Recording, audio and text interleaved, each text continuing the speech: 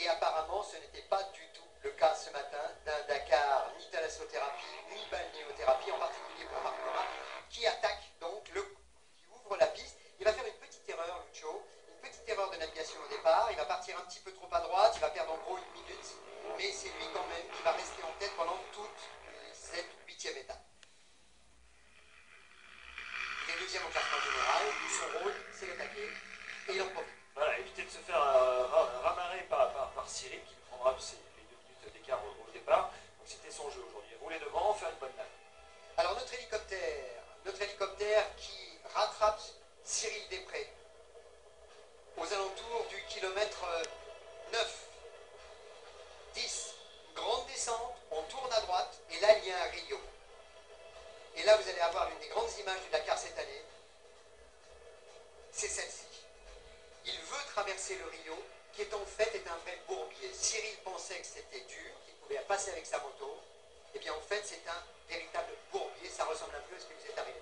Voilà, exactement. Et là, on ne peut pas tellement l'en vouloir parce que c'est un vrai piège visuellement. La route, la piste est belle, il est là. Et regardez Cyril qui se débat seul. On revoit ces images.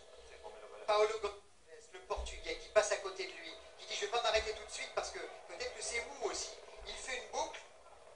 Pour l'instant, il n'aide pas Cyril. Il revient. Et qu'est-ce qui lui arrive, Paolo Gonçalves?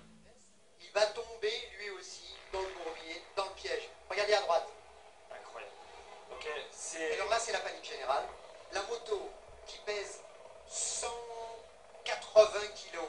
Il embarque, regardez, il est 50 cm, les pieds dans la boue. Ah, le calvaire. Vous savez ce qui se passe dans la tête en ce moment? Les minutes passent. On sait que peut-être on perd en Dakar. On se bat ici. Cyril épuisé avec l'énergie qu'il laisse le désespoir pour remettre sa moto. Gonçalves qui essaye de venir l'aider mais qui demande lui aussi de l'aide, qui maintenant est planté. Les autres pilotes qui ont leur course à faire et ils ne sont pas de la même équipe continuent leur route, c'est le jeu. Et regardez, c'est terrible. À deux, l'énergie qu'il faut pour sortir d'abord la moto ici, une moto qui prendra 20 kg de plus avec cette boue, renettoyer les instruments pour Cyril, se calmer, essayer de se réhydrater. Et voilà, après il faut repartir. Mais Paolo qui se retrouve derrière et qui redemande encore de l'aide un petit peu partout, pendant que Cyril Després lui repart. Alors Paolo il est là-bas, il se dit mais aidez-moi, merci. Mais alors Cyril s'en va aussi, évidemment, parce que chaque seconde compte. Il est premier au classement général pour l'instant, Cyril Després. Pas Paul et le valsetteur, le Norvégien, lui aussi piégé par la boue. Un vrai piège.